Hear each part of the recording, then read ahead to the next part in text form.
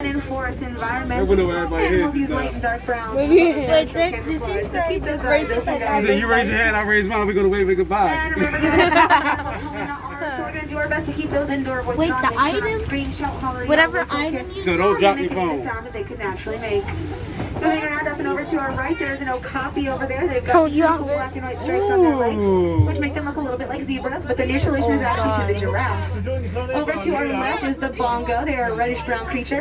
They've got stripes that go all the way down their backs and bellies, and they grow twisted horns that point backwards on both males and females. I should be here. That horn shape will help them navigate through and hide in the underbrush. Also over to our left is the lighter brown creature. They are the greater kudu. Now the greater kudu look very similar to the bongo. They're just a lighter brown, and they actually only grow horns on the males of the species. The females are too cool and don't need the extra help. How is it raining already? Told y'all. That's why we was being proactive about it. Huh, like someone fell off the car, we can just Now, say even though all their wave stripes are different, they're all goodbye. meant to do the same thing, which is mimic the look of the sun filtering through the trees. So whenever they're hiding away intentionally, they become pretty difficult to be seen. Unlike that gentleman over to our left, who is a black rhino. And the black rhinos are the smaller of the rhinoceros that live here on this reserve, weighing in at just a mere 3,000 pounds. And at one point they were pretty fiercely hunted for their horns because their horns contain keratin. And it was believed that keratin had special medicinal properties, but it doesn't. Keratin exists in all of our hair and nails, and there's nothing exciting about it in the end. Sadly though, they were still hunted to there only being a couple thousand left out in the wild. So we've got a long way to go to bring those numbers back up and thriving again.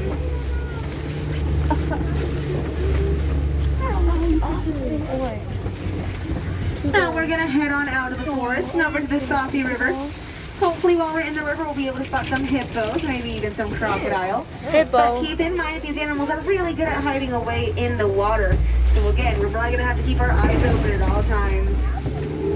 If someone drops out the car, we can just say wave goodbye. To them. That's not gonna happen. Yeah. Like you yeek. Now hippos can be pretty massive, but it's not because of their size, it is simply because of the shape of their feet. They can't swim. Instead, they simply walk or run along the bottom of the riverbed. I do see two hippo coming up on our right. They are just beneath the water surface near that sandy beach. They need to breathe. Oh, there they are.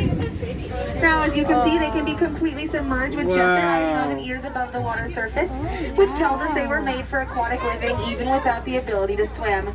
Stay seated at all times, I please, see guys. I need you another completely one. seated or else I will not stop for any animals. Yeah, Over because on our we're gonna left say is an wave entire group of goodbye hippos. The group of hippo again. gathered together is known as a bloat. They decide who's in charge of their bloat by seeing who has the biggest mouth. Oh God. And on the center island are quite a I few see pink-backed pelicans. They get their name from the pink color of their skin.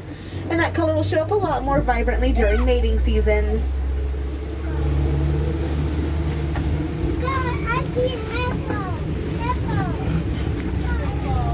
Whoa, did I just saw a bubble?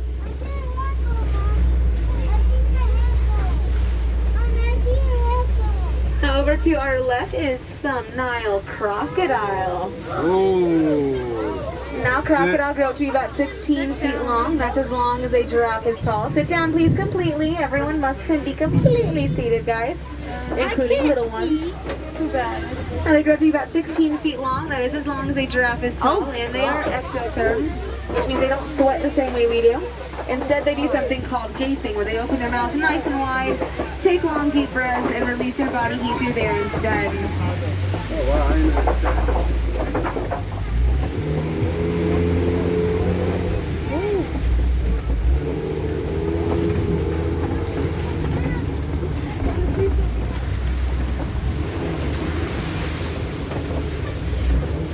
You might want to put your poncho on. And a ninja. I don't know how to put this thing on. Oh, we got to open it up and find the hood. I don't know how to put it on. Find the hood. I know what the Now, as you round this bend over to our right, there is a very large tree. It's called a baobab tree. They are a very important part of savanna life as they are filled with a squishy, spongy texture that holds on to water. This water is really important during drought season when all other water sources have dried up. Animals can use the water within the baobab tree as their main source of hydration, giving it the name the Tree of Life. But it's Oh, also known as the upside down tree because it will be leafless for about 9 months out of the year, making it look like it's been flipped upside down with its roots reaching for the skies. like help me. Scream for help. Now looking over to our right, those are the Hartman's Mountain Zebras. Oh, look, there's The zebras Hartman's in Mountain Zebras are a there. very unique type of zebra. They're the only zebras in the entire world to grow something called a dewlap, which is a flabby piece of skin that grows just beneath their neck, helping them to stay hydrated. I see a giraffe. There are a lot of giraffe out there. Remember, we got to keep those indoor voices out, otherwise we might scare them away. We don't want to do that. But I love the enthusiasm. That's amazing. And there are giraffe out there, and if you look closely, there's some really big ones, but there's also some really small ones out there. Those small ones are actually baby giraffe.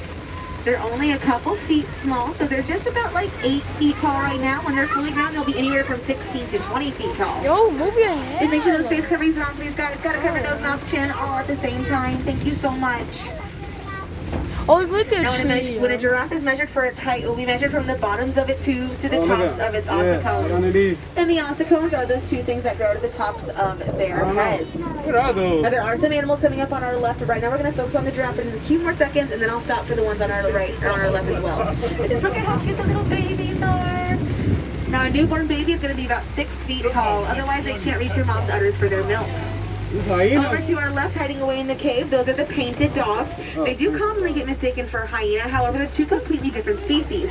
Painted dogs are actually related to our dogs back home, all part of the same canine species.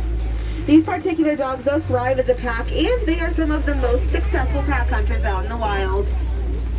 Now, also over on our left, these are the sable antelope. They are the emblem of the Harambe Wildlife Reserve, and they've earned that honor because they are fierce fighters, and we like to fight for these animals through conservation. They don't Now, you bite. may also notice that they've got long horns that point backwards, helping them in two big ways. Way one is it's going to help protect them from predators that attack from behind, but it's also going to give them a very good back scratch. Now, a group of giraffes gathered together like this is known as a tower, as they do tower over everything.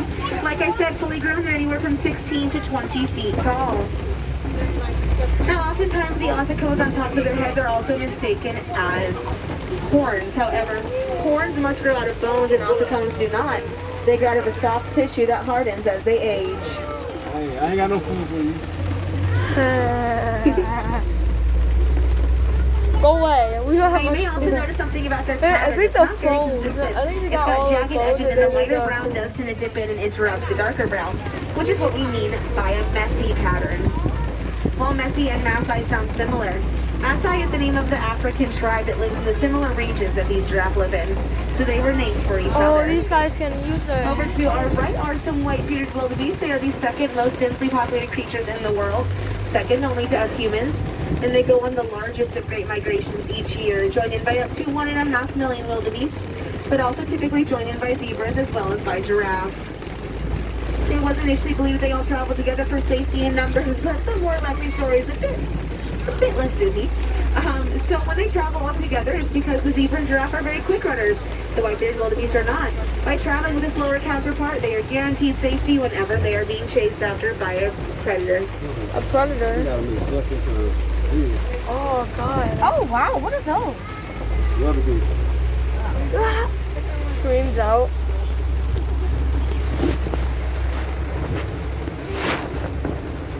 Yo. It's raining and animals are still outside eating and playing and walking.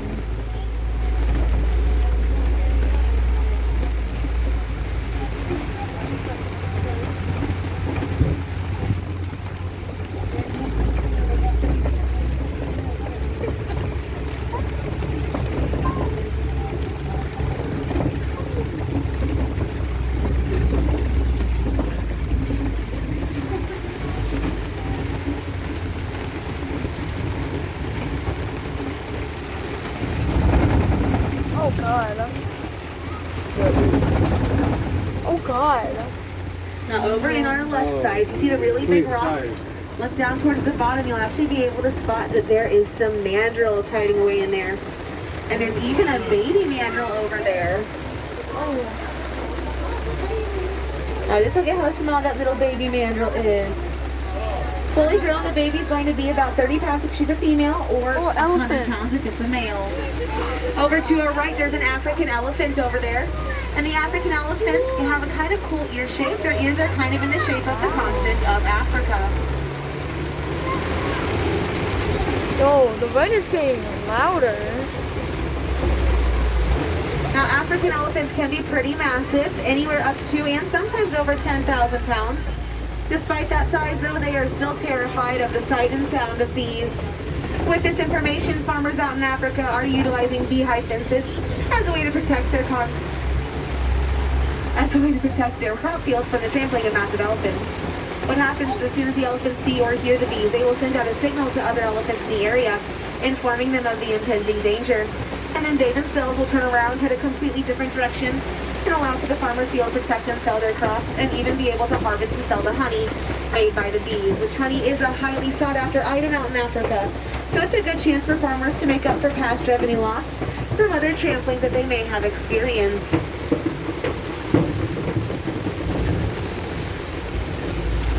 I think I'm not gonna like kill but there's a lot of animals, but I don't wanna. Now we're dropping down into some red clay pits. A good sign, as elephants love eating red clay.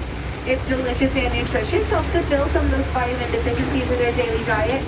And I see some fresh chestnuts over to our right, which means that they must have been here recently.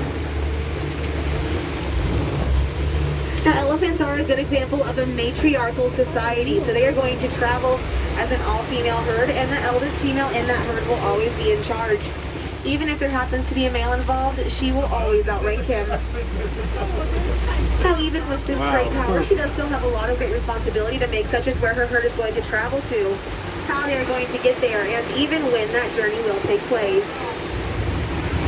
Now, the wind is super important just because of those long and harsh droughts they see each and every year. My that hood is not gonna cover your air, so you have to let it down. They actually have such a good memory that they never I forget. can hear what you're saying. They piece together a drought pattern with their memory and avoid the droughts for far longer than most other animals are able to.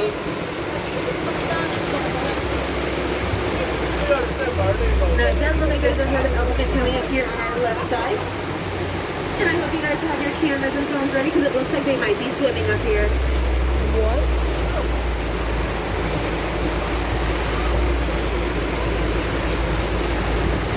Despite their size, elephants are very successful swimmers.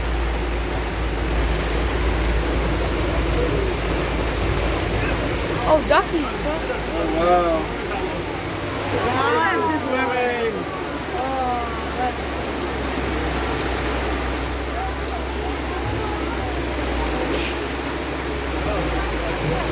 Oh, now I feel like going to water. Huh? Now I feel like going to water.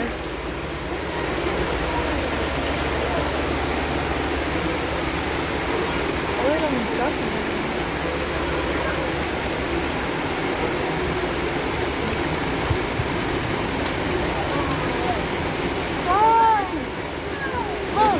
I know.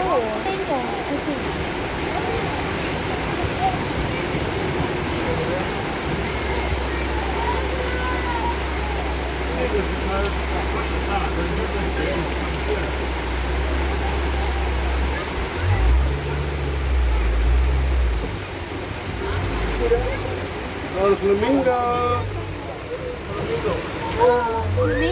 Flamingos. The mungas. What's up, mungas? Picture. I will remember you. Yeah, numbers on.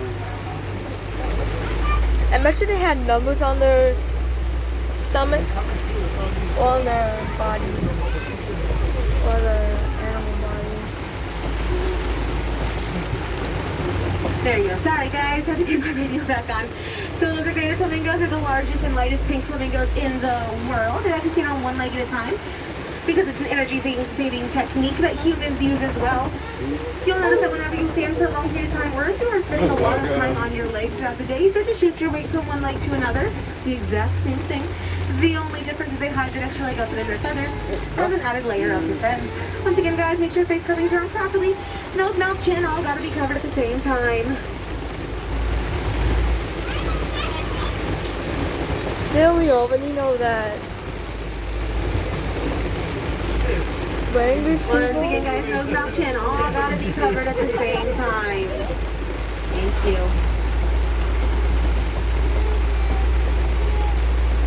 And English people, can they like, Now, if you look closely on our right side, a little bit behind your right shoulder, there's some scimitar horned oryx hiding away up in that hill. They are desert dwellers. They can go up to 9 months without having a single drop of water, the phone can't see it, but it's all the way dark there. which is actually pretty dangerous for us. So please don't come home and try it out yourselves, guys. What were you talking about? And up and over to our left, this is the home of the cheetah. They are the fastest land animal, however, they are also pretty difficult to spot during the day. Now, since it is raining, they're probably going to be hiding away underneath some of either the hut, the stuff behind our left side, or if you look towards the front, there's a couple of them hiding away underneath the tall bushes that grow back there. Now, they are the fastest land animal, traveling up to 70 miles an hour. They'll reach that speed in just a couple of seconds, but they can only hold it for a couple hundred yards. So while traveling at that speed, they are going to utilize their muscular tails to help them change direction, similar to how a rudder would help out on a boat.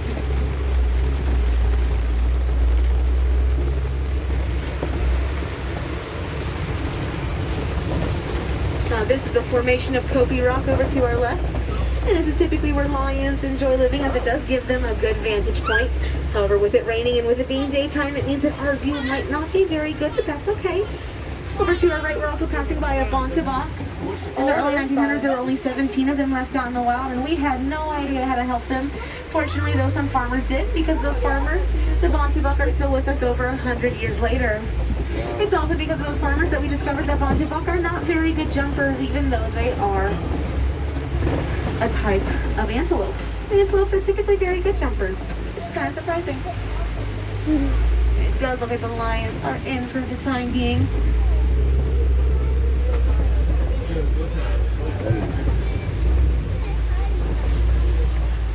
Man, my video is still on. Now I see an awful lot of burrows over on our left side, so hopefully you mean that there might be some warthog in the area. Warthogs create their own burrows using their rounded tusk and flat snout, all together kind of like a shovel. And warthogs actually get their name from the warts that they grow on their face. Males will grow 4 warts, females will grow 2, so we can look at them and identify who is whom.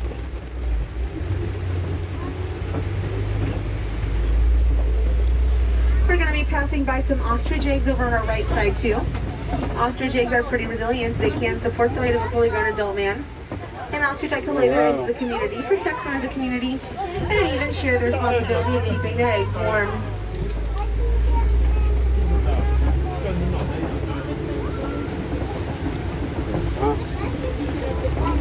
Big thing, rhino. Now, we have seen a lot of animals out and about today, guys, and I've told you a whole lot of information about them. So if you have any questions for me, if you want me to reiterate anything that I've said, or if you have extra facts that you want to share, whether it be about these animals or about your personal animals back home, just come on up to the front of the truck once you've disembarked, and I'd be happy to chat with any of you guys.